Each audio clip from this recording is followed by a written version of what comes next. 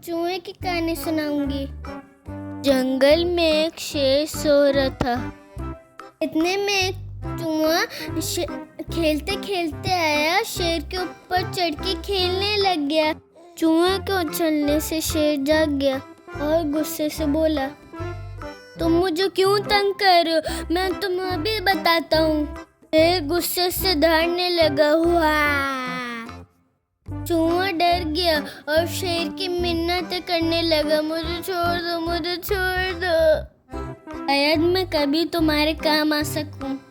شیر کو چوہے پہ رحم آ جاتا ہے تو شیر چوہے کو چھوڑ دیتا ہے۔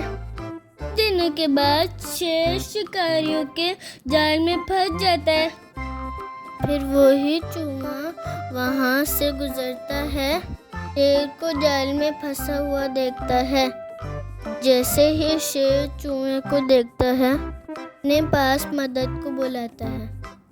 دن میں نے تمہیں چھوڑا تھا، آج تم مجھے جال سے آزاد کرواؤ۔ پھر چوہا کہتا ہے، میں تمہاری کیسے مدد کروں؟ شیر کہتا ہے، تم اپنے تیز دانتوں سے اس جال کو کاٹ دو۔ پھر چوہا اپنے تیز دانتوں سے اس جال کو کاٹ دیتا ہے اور پھر شیر آزاد ہو جاتا ہے اور چوہے کا شکریہ ادا کرتا ہے۔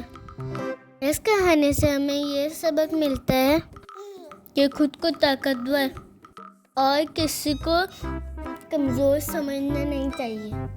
آج کی کہانی آپ لوگوں کو کیسی لگی مجھے ضرور بتائیے گا۔ پلیز میرے چینل کو جلدی سے سبسکرائب کر دیں۔ پیارے دوستو، ملتے ہیں اگلی کہانی میں۔ اللہ حافظ۔